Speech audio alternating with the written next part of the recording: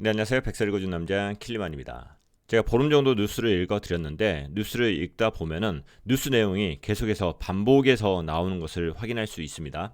그래서 그렇게 반복적으로 나오는 뉴스 같은 경우는 좀 개념을 정립을 해 놓으시면은 계속적으로 나오는 뉴스를 이해하기가 훨씬 더 편하실 거예요.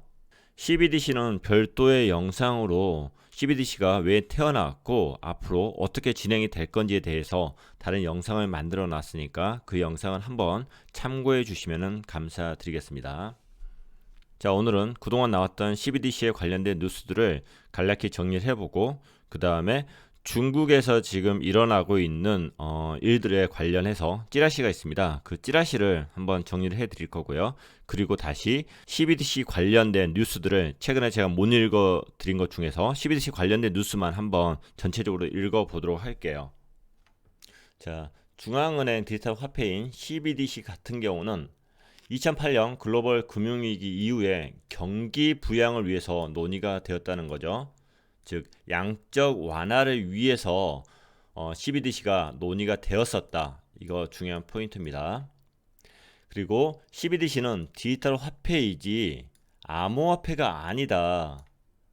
자꾸 이것을 비트코인에 끼워 맞추려고 하시면 안 됩니다. 그래서 중국에서 CBDC가 나오면은 비트코인은 떡상할 것이다. 이런 논리는 통하지가 않습니다. 그리고 대부분의 나라가 현재 테스트 중에 있습니다. 그리고 중국이 내년 정도에 CBDC를 만들 건데 중국이 어떻게 진행을 하는지 그 눈치를 전부 다 보고 있는 거죠. 그리고 코인 회사나 언론에서는 중국을 띄우는 뉴스를 계속적으로 내보내고 있습니다. 왜냐하면 이것 전체적으로 미국을 압박하기 위해서 이렇게 뉴스를 내보내고 있는 거죠. 자, 그리고 CBDC가 나온다 해서 이게 가상화폐 쪽으로 자금이 당장에 유입되는 것은 아니다. 자, 그리고 정부하고 중앙은행 쪽에서는 암호화폐에 대해서 보다 본격적으로 부정적인 뉴스를 내보낼 수밖에 없다. 자, 왜냐하면 정부에서는 지금 화폐 개혁을 해야 되는 거잖아요. 어찌됐든 CBDC도 디지털 화폐도 화폐 개혁에 해당된다고 저는 봅니다. 그런데 이거 화폐 개혁을 잘못하면은 하나의 나라가 망가질 수도 있습니다. CBDC를 모두가 인정하게 만들려고 노력하다가 잘못하다가 리브라나 이 리브라는 또 스테이블 코인에 해당되죠. 스테이블 코인을 인정해 줘 버리는 이런 방향으로 가다 보면은 정부하고 민간의 화폐 싸움이 되어 버릴 수가 있는 거죠. 자, 그래서 CBDC가 자꾸 현실화되면 될수록 민간의 암호화폐에 대해서는 인정을 하지 않으려는 노력들을 굉장히 많이 할 겁니다. 그 주 타켓은 리브라가 될 거고 리브라 때문에 스테이블 코인이 모두 다 타켓이 될 거고요. 그리고 암호화폐 쪽으로 자금이 들어오려고 하면은 이 스테이블 코인의 역할이 매우 중요하다. 이렇게까지 제가 말씀을 드렸죠. 나중에 가서 CBDC가 이 암호화폐 쪽으로 들어오려고 하면은 바로 이 스테이블 코인에서 그 중간자적인 역할을 해줘야 된다. 이렇게 생각을 하고 있습니다. 자, 그래서 스테이블 코인이 꾸준히 늘어나는 것은 크립토 시장의 양적 완화 역할을 해주는 거다. 하지만은 각국 정부에서는 이거에 대해서 부정적으로 계속 언론 플레이를 할 수밖에 없는 거고요. 리브라에 관련된 내용 같은 경우도 각국 정부나 중앙은행에서는 이것을 부정적인 뉴스로 계속 내보낼 거고 코인 회사나 언론에서는 이것을 옹호하는 뉴스를 계속 내보낼 겁니다. 그래서 이 정도의 법칙을 가지고 뉴스를 읽으면은 이래서 이런 뉴스를 내보냈구나 저래서 저런 뉴스를 내보냈구나 그렇게 아실 수 있지 않을까 싶네요. 자, 지금부터는 현재 중국 지방은행에서 일어나고 있는 뱅크런 사태에 대해서 말씀을 드리겠습니다. 자, 지금부터 드리는 말씀은 찌라시를 근거로 하고 있다 이렇게 말씀을 드리겠습니다. 왜냐하면 중국 정부에서는 아니라고 이야기를 하기 때문입니다. 하지만 저는 이 찌라시를 굉장히 신뢰를 하고 있습니다. 자, 이 찌라시를 읽어보면은 중국에서 왜 CBDC가 나오려고 하는지 그 이유를 아실 겁니다. 그리고 지금까지 제가 왜 CBDC는 암호화폐하고 일단은 상관은 없다 이렇게 말한 이유도 아실 거고요. 일단은 자, 뉴스 제목은 이렇습니다. 중국의 은행이 잇따라서 뱅크런 사태가 발생하고 있다. 연쇄 도산 가능성이 제기되고 있다고 합니다. 2019년 11월 17일 나온 뉴스입니다. 최근 중국에서 뱅크런 사태가 잇따라서 발생하고 있고, 중국의 중앙은행이 현재 세계 성시에서 시범적으로 예금 출금액을 제한하는 것으로 알려졌다. 전문가들은 중국은행의 현금 부족 문제가 심각하며 금융위기 등 각종 위기가 터지기 직전이라고 분석했다. 현재 중국의 시중은행이 은행에 보관하고 있는 현금이 부족해서 지금 예금 인출액을 사람별로 얼마씩, 딱 개인 계좌는 얼마, 공공 계좌는 얼마 이렇게 딱 제한을 하고 있다는 내용입니다. 자, 현지 언론 보도에 의하면은 현재 두 개의 은행이 이렇게 NI은행하고 농촌상업은행이 이렇게 뱅크런 사태가 벌어졌다고 이야기를 합니다. 재무 위기에 처한 은행의 지급 불능 상태를 우려한 고객들이 예금을 한꺼번에 대량 인출하는 사태가 잇따라 발생한 것이다. 자, 그리고 잉커우시 공안국은 판모씨 등 9명이 은행 파산설의 거짓 뉴스를 인터넷에 전파한 혐의로 체포되었다고 발표를 했고, 당국은 잉커이 NI은행은 자금이 충분하니 유언비에 속지 말라고 각종 업무가 정상적으로 진행되고 있다고 이렇게 이야기를 했다고 합니다. 자, 그런데 중국 관영 매체에서는 중앙은행이 허베이성, 저장성, 선전시에서 거액 현금 관리 시범 사업 확대에 대한 통지를 발표했다고 합니다. 이게 무슨 말이냐 하면은 결국에 공공 계좌는 50만 위안, 개인 계좌는 10만 위안 이상을 인출하지 못하도록 이렇게 통제를 한다는 거죠. 현재 중국 정부가 하는 이야기들이 지금 서로 틀려요. 서로 틀립니다. 현재 지금 중국의 시중은행에 뭔가 문제가 생긴 것은 현재 맞는 것 같아요. 자, 전에 설명드린 내용 다시 한번 이제 설명드리겠습니다. 한국에 있는 은행을 기준으로 설명드리겠습니다. 자, 은행이 있어요. 그러면은 시민들은 가서 돈을 맡깁니다. 봉급 통장 자동 이체 해놨으면은 이쪽으로 은행으로 이제 바로 들어가는 거고, 자, 이런 식으로 우리가 입금을 해요. 이자도 받고요. 뭐 소량이지만은. 그러면은 이 은행에 지금 시민들이, 국민들이 입금하고 저축해 놓은 돈이 1,000억이라고 이제 치겠습니다. 그러면 이 1,000억이 은행에 다 있나요? 그거 아니죠. 은행도 이제 장사를 해야 되죠. 그래서 대출을 해주는 거고요. 은행은 딱 7%만큼의 법이 정한 딱 7%만큼의 지급 보증금을 딱 놔두고 나머지는 다 대출을 해줍니다. 그러면 은행에 남아있는 돈이 얼마죠? 70억이죠. 1,000억에 이제 7%니까 자, 70억밖에 은행에 없는 거예요. 나머지 930억 같은 경우가 전부 다 나가서 대출을 해준 거죠. 그런데 이 은행에서 신뢰가 갑자기 깨졌어요. 신뢰가. 어? 은행에 돈이 없대. 이 930억 해서 지들이 사업하려고 지금 대출을 해준 게 전부 다 부도가 났대. 이것을 못 되돌려 받는데 이렇게 소문이 한번 나봐요. 그럼 어떻게 돼요? 개인들은 전부 다 은행 가서 내 돈 내놔, 내 돈 내놔, 빨리 출금해 주세요. 이렇게 나올 거 아니에요. 근데 여기는 은행에 70억밖에 없는데 이 1,000억을 어떻게 감당하냐고요. 이 동시에 이 모든 사람들이 은행으로 찾아가면은 은행은 그냥 망합니다. 한국에 있는 모든 은행이 그냥 망합니다. 그런데 그럴 확률이 적다. 왜? 이 신뢰가 계속 쌓여 있기 때문에 그렇게 이제 은행들이 돌아가는 거죠. 근데 갑자기 이제 은행 파산설이 나와서 지금 문제가 생긴 은행들이 이제 생긴 것 같아요. 중국에요. 자, 그리고 이거 같은 경우는 지금 아까 계좌별로 지금 인출 한도를 정하겠다. 이거에 관련된 공문인 것 같고요. 2019년 11월 5일 날 공지가 된 것 같습니다. 자, 모 교수하고 이 언론사하고 통화를 한 내용을 보니까 은행 두 곳에서 잇따라 뱅크런이 발생한 것 외에도 허베이, 저장 등의 지역에서 거액 현금 관리 시범 사업을 확대한 것은 중국의 현금 유통에 문제가 있음을 보여주는 것이다. 이미 은행의 요구 불예금 인출과 더불어서 대규모 도산이 시작되었다. 중국의 금융위기는 이미 폭발 직전인 것으로 보인다. 자, 중국 당국이 가장 우려하는 것은 바로 현금 유동성이라고 하네요. 지금 현재 NI은행이라는 곳이 있는데 여기에서 발행한 채권 중에서 상환하지 못한 금액이 무려 1조 8천억 원이라고 하네요. 그러니까 은행에서 채권을 발행하고 돈을 빌려왔는데 이거에 대해서 지금 갚지를 못하고 있는 거죠. 은행의 재정이 안 좋은 거예요. 여기는 시중은행이고요. 자, 인커이 NI은행의 주식 회사의 지분도 법원에 의해서 가압류되었다고 보도를 했다고 합니다. 자, 그리고 이런 뉴스가 올라왔었는데 현재는 삭제되었다고 하네요. 자, 신경보라는 중국 신문에서 보도가 되었다가 현재는 사라진 뉴스가 바로 이렇게들 올라와 있는 거고요. 자, 시안탱 교수는 중국의 지방 중소은행들의 부채 비율 및 대손 충당금이라는 것은 회수할 수 없는 채권에 대비해서 적립해 둔 돈이 지나치게 높지만은 사실 양도성 예금 증서는 현재 중국 당국이 가장 걱정하는 문제가 아니라고 합니다. 이런 빚 같은 것은 별 문제가 아니라는 거죠. 왜냐하면은 대손 충당금이 아무리 많아도 중국 정부와 인민은행이 돈을 찍어내는 방식으로 해결할 수 있다는 거죠. 그러면 진짜 얘네들이 현재 고민하는 문제는 뭐죠?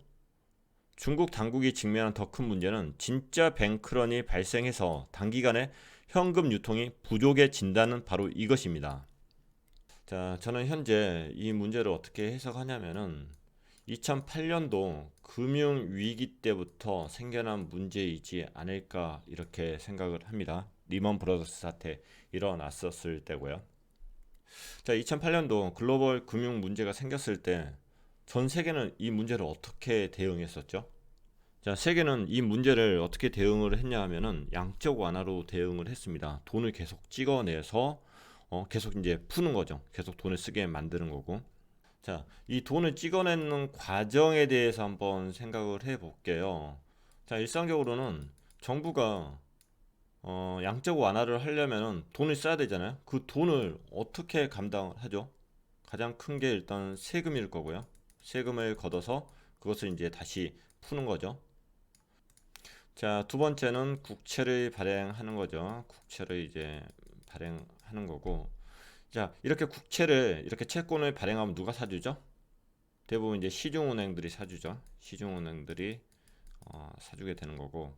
자, 시중은행은 중앙은행에서 이 돈을 빌릴 거고, 빌려서 더 많은 이자로 이렇게 국채를 사오면서 정부한테 줍니다. 그러면 정부는 어차피 돈이 생겼으니까 이 돈을 계속적으로 이제 뿌리는 거죠. 그래서 이제 양적 완화를 하는 거죠. 자, 그러다 보니까 모든 나라의 정부들이 부채가 어마어마하게 늘어나는 거죠. 국채를 많이 발행해서 돈을 계속적으로 시중은행에서 빌려왔으니까요. 대한민국도 그렇고 뭐 미국도 그렇고 뭐 유럽 각 나라들 다 그렇고요. 자, 중국은 약간의 특수성이 있습니다. 뭐냐 하면은 굉장히 강한 공산주의 국가라는 거죠. 정부하고 중앙은행하고 그냥 하나로 연결되었다 이런 느낌이에요.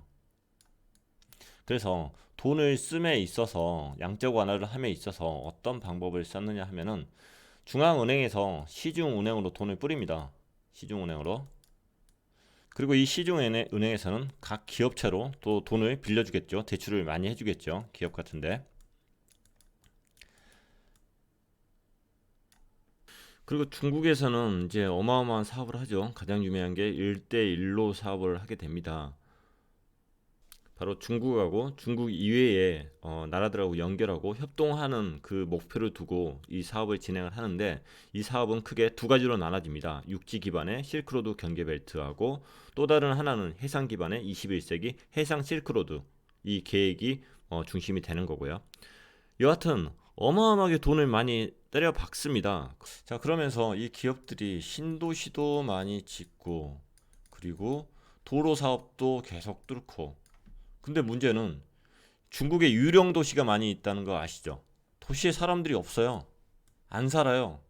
그러다 보니까 이런 도로도 의미가 없어지는 거고. 그러면 이 기업들은 이 돈을 어떻게 회수하냐고요. 회수를 못 하는 거죠. 그러면 이 시중은행은 이 기업들의 돈을 대출을 해줬는데 이걸 어떻게 회수하냐고요. 회수 못 하죠. 지금 바로 이 상황이지 않을까 싶어요. 그래서 현재 시중은행에는 돈이 없다. 이게 사실일 것 같아요. 그런데 현재 정부하고 중앙은행에서는 이거 그냥 뭐 놔두면 나라가 망할 수 있겠죠? 그래서 돈을 찍어내면 돼요. 찍어내갖고 공급해주면 끝나요. 전혀 어려운 문제가 아니거든요. 자, 그런데 이렇게 뱅크런 사태가 일어나는 그 은행들이 한두 군데가 아니다 보니까 물리적으로 이게 불가능해지는 상황들이 생긴 거죠. 자, 바로 이것이 현재 중국이 직면한 문제인 거죠. 진짜 뱅크런이 발생해가지고 진짜 모든 국민들이 시민들이 은행 가서 내 돈 주시오 해버리면은 이 단기간에 현금 유통을 할 수가 없다는 거죠. 그렇다고 해서 이거 무조건 찍어내갖고 모든 은행에다가 다 쟁여놓을 수도 없는 거고요. 또 잘못하다가 이 화폐의 가치가 떨어져서 화폐 개혁하기 전에 망가질 수도 있기 때문에 이것 또한 또 힘든 거고요. 자, 분명 이런 은행의 파산설은 완전히 근거가 없는 소문이라고 보기 힘듭니다.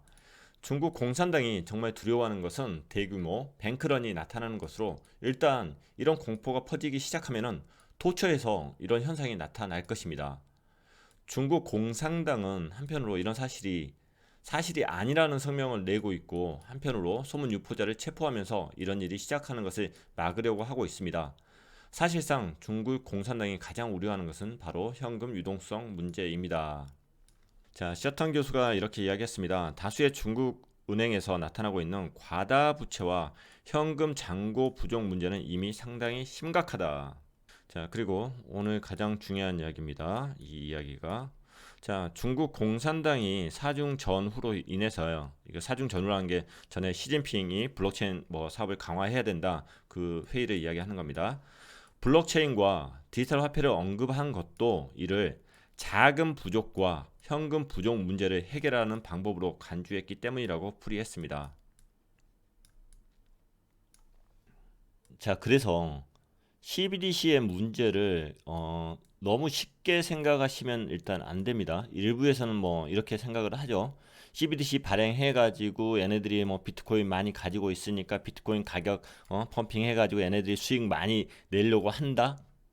웃긴 소리예요. 말이 안 되는 소리예요. 이 게임 하고 있는 게 아니에요, 얘네들은. 짧게는 지금 현재 발생한 현금 부족 문제를 어떻게 해결할까, 이 문제를 먼저 생각하고 있을 거고, 그리고 두 번째는 2008년부터 일어났던 금융 위기를 어떻게 해결할 것인가, 그리고 앞으로 다가오고 있는 금융 위기를 또 어떻게 해결할 것인가, 이거에 대한 연구겠죠. 그리고 또 세 번째는 미국 달러에 대한 기축통화를 무너뜨리고 어떻게 위안화를 기축통화로 만들어 볼까, 이런 생각들을 하고 있겠죠. 자, 우리가 암호화폐 쪽에 투자를 하고 있기 때문에 이 CBDC 발행을 암호화폐 쪽과 연관해서 이게 나오면 무조건 가격이 상승할 것이다, 이렇게만 생각하는 것은 굉장히 오판이고 위험한 발상일 수가 있습니다. 팩트를 정확하게 좀 아시고 넘어가야 돼요. CBDC는 앞으로 암호화폐 시장에 긍정적인 역할도 줄 수 있고 부정적인 역할도 줄 수가 있습니다. 긍정적인 역할은 나중에 스테이블 코인을 통해서 암호화폐 쪽으로 자금이 유입될 확률이 많이 있는 거고, 중국에서 발행하는 CBDC가 분산원장 블록체인 기술을 안 쓸 수도 있어요. 하지만 다른 나라에서 발행한 것은 또 사용을 할 수도 있는 거고요. 자, 그렇기 때문에 상황을 계속 지켜봐야 되는 거고, 또 부정적인 부분은 CBDC가 일반화가 되는 시점부터 해서는 이 암호화폐 쪽을 제대로 잡지 못하면은 얘네들이 CBDC가 성공을 못할 수가 있어요. 그래서 튼튼하지 못하고 있어야 될 이유가 없고, 유저들의 믿음을 사지 못하는 것들은 다 초토화가 되고 없어질 수가 있습니다. 저는 이 시점을 리테일용 CBDC가 나오는 시점으로 지금 생각을 하고 있는 거고요. 홀세일용 CBDC나 리테일용 CBDC나 이런 개념에 대해서 아직 잡지 못하신 분들은 제가 CBDC에 관련해서 만들어 놓은 영상 한번 참고해 주시기 바랍니다.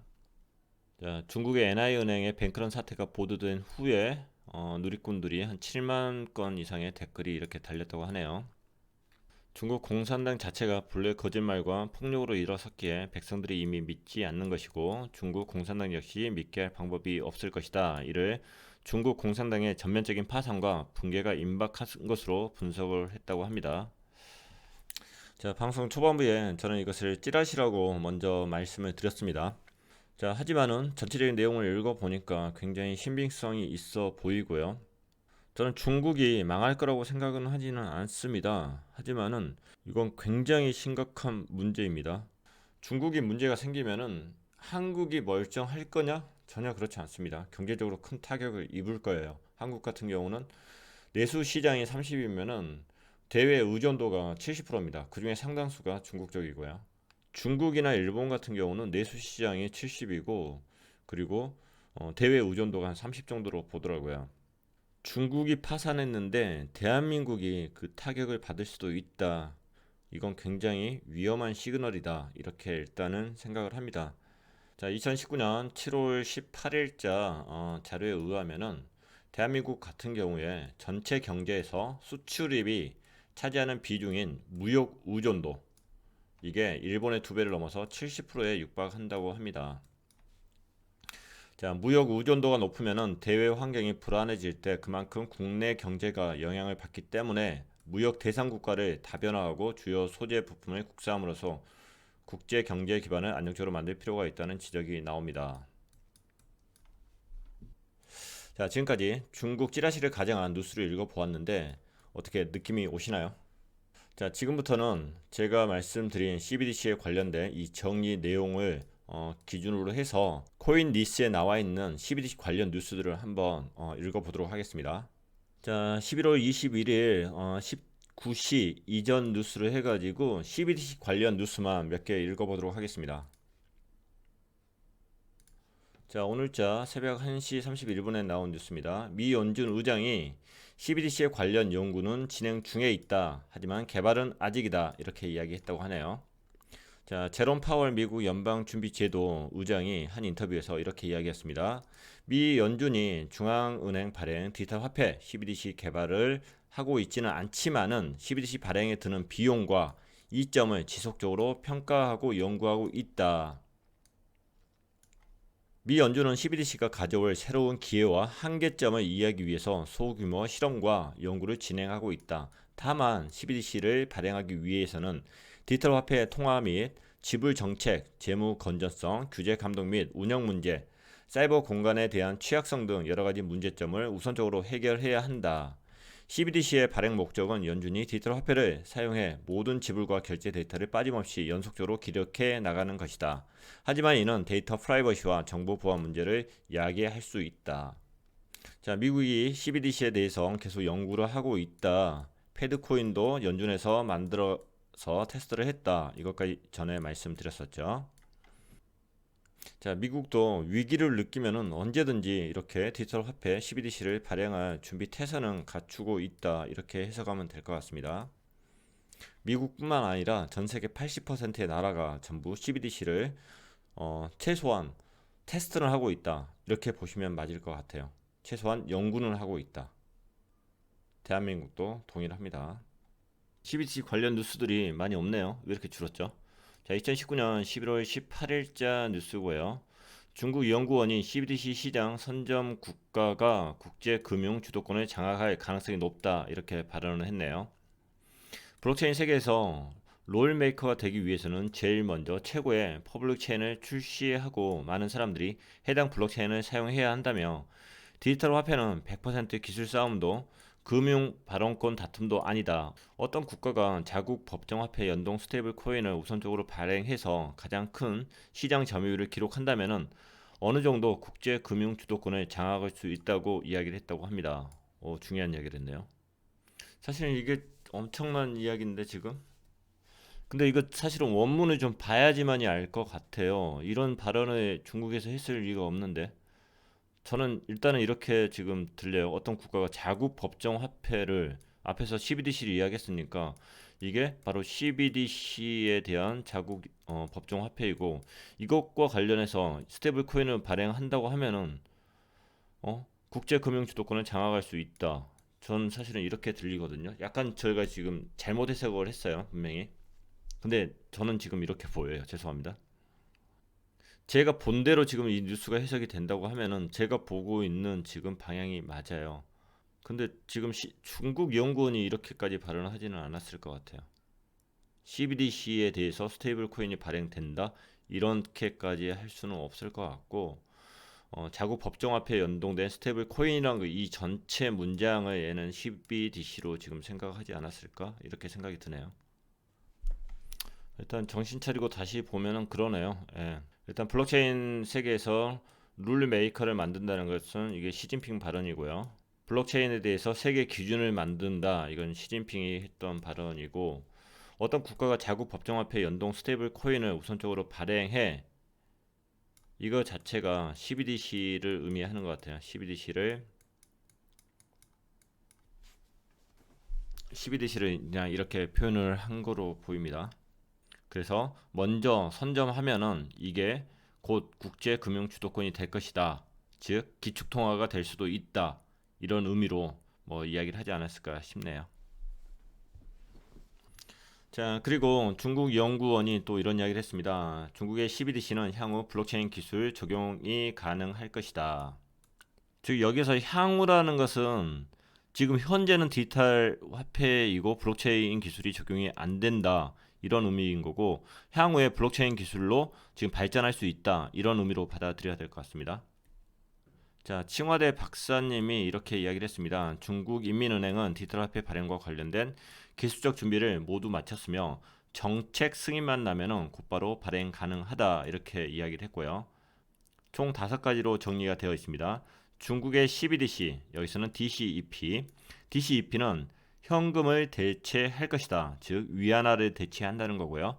DCEP는 현금 거래의 신뢰성과 익명성 특징을 포함한다고 이야기를 합니다. 자, 이 익명성에 대해서는 제가 다음 기회에 태클을 한번 걸도록 하겠습니다. 그리고 두 번째는 DCEP는 위안화와 동등한 지위를 가지므로 보유자는 리스크가 거의 없다고 이야기를 했고요. 모든 사람이 믿어야지만이 그 가치가 생성이 됩니다.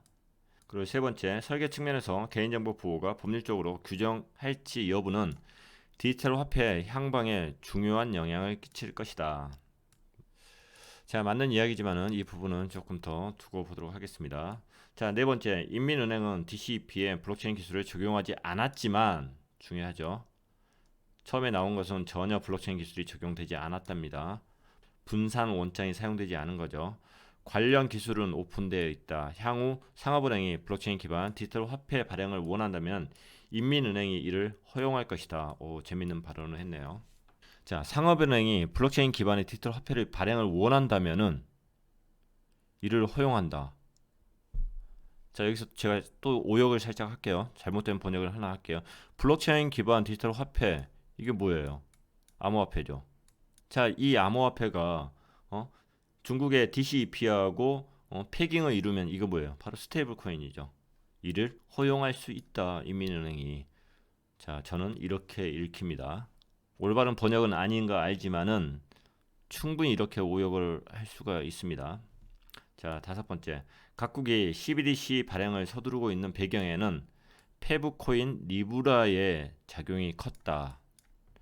각국은 화폐 주권을 기업 연합체에 뺏기지 않기 위해 노력 중이다. 맞죠? 이제는 민과 그리고 관이 서로 싸우는 형태가 되는 거죠. 자, 그래서 각국 정부와 중앙은행에서는 민간이 발행하는 이런 스테이블 코인에 대해서 굉장히 많은 태클을 걸 것이다. 이렇게 생각을 합니다. 자, 이제 11월 16일 뉴스 한번 보도록 할게요. 자, 그리고 중국 내에서 코인이 발행되고 거래가 되는 것은 여전히 금지이다. 이거 중요하죠. 맞습니다. CBDC를 발행한다 해서 중국 내에서 다른 코인들이 발행되고 거래하는 것을 허용을 한 게 아니에요. 시진핑의 총서기의 발언과 엄격한 규제를 종합 판단해야만 정책 의도를 정확하게 파악할 수 있다. 중국 투자자를 대상으로 코인을 발행하거나 중국 내에서 암호화폐 거래소를 운영하는 것은 여전히 금지되어 있다. 토큰 이코노미, 커뮤니티 이코노미는 블록체인 비즈니스의 핵심이나 이는 이론에 불과하다. 현실에서 블록체인 프로젝트는 반드시 규제안을 준수해야 하며, 자, 그렇지 않을 경우에 벌어들인 모든 수익은 큰 죄목이 될 것이다. 자, 시진핑의 발언에 따라서 우리 코인 가격이 올라갔다 내려갔다 하는데 뭐 쫄 필요가 전혀 없습니다. 일단 시진핑은 블록체인을 강조를 많이 했어요. 자, 시진핑이 발언한 내용은 제가 별도의 영상이 있으니까 그 영상도 한번 살펴보십시오. 언론에서 한번 걸러진 내용을 듣지 마시고 시진핑이 정확히 뭐라고 이야기를 했는지 영상으로 만들어 놨으니까 그것도 한번 봐주시기 바래요. 자, 시진핑은 블록체인에 대해서는 오케이를 했죠. 그리고 CBDC에 대해서도 오케이를 했어요. 그리고 암호화폐에 대해서 노를 했다기보다는 아무 말도 안 했어요. 비트코인 죽이겠다 아무 말도 안 했어요, 사실은. 이 친구들은 지금 이 나라 걱정하는데 더 바쁘지 이거 하나 지금 죽이기 위해서 떠든다? 아니요, 시진핑은 그렇지가 않아요. 그 아랫사람들이 지금 뭔가를 할 수 있겠죠. 최근에 시진핑이가 비트코인에 대해서 나쁘게 이야기했다? 이것도 사실은 이제 오보라고 이야기가 나왔죠. 그래서 시진핑의 발언에 대해서 너무 뭐 이것을 어마어마하게 생각한다? 그것도 잘못된 거고, 그리고 시진핑의 발언에 대해서 너무 부정적으로 생각한다? 그것도 잘못된 거고, 그냥 그러려니 하고 넘어가시면 될 문제들입니다. 자, 시진핑의 블록체인 발언 자체가 40%만큼 상승할 만한 그런 발언은 아니었다. 그럼 도대체 누가 가격을 상승시켰느냐? 바로 세력이었다. 즉 다시 이야기하면 시진핑이가 노를 해도 세력이 결국에 가격을 올릴 수밖에 없습니다. 자, 저는 이런 이론이에요. 자, 16일자 뉴스 보니까 미 연준에서 스테이블 코인에 대한 리스크에 대해서 경고를 했네요. 과연 미 연준에서 왜 경고를 했을까요? 바로 미 연준도 CBDC를 준비 중이잖아요. CBDC를 준비 중이죠. 그러면 스테이블 코인에 대해서 경고를 할 수밖에 없는 거죠. 정부에서 스테이블 코인을 만들 것이다. CBDC를 만들 것이다. 그러니 민간에서 페이스북 너희들 까불지 마. 이렇게 계속 경고를 하는 거고요. 페이스북이 리브라를 성공을 하면은 다른 대기업들은 가만히 있을 거냐고요.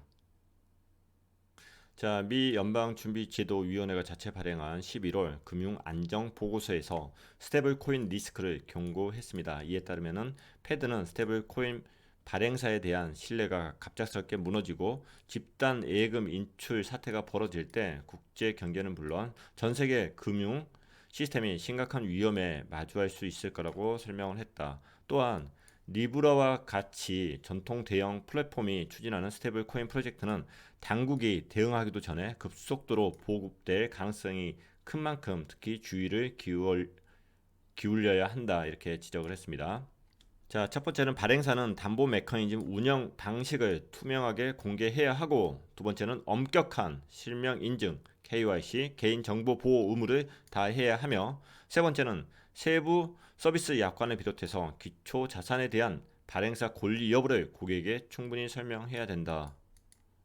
읽어보니까 어렵지 않은 건데요. 당연히 해야 될 부분들인데요.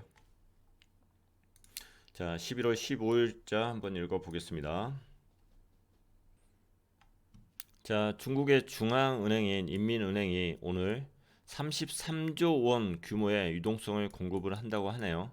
즉 돈을 찍어서 그냥 지금 시중은행에 푼다 이런 이야기죠.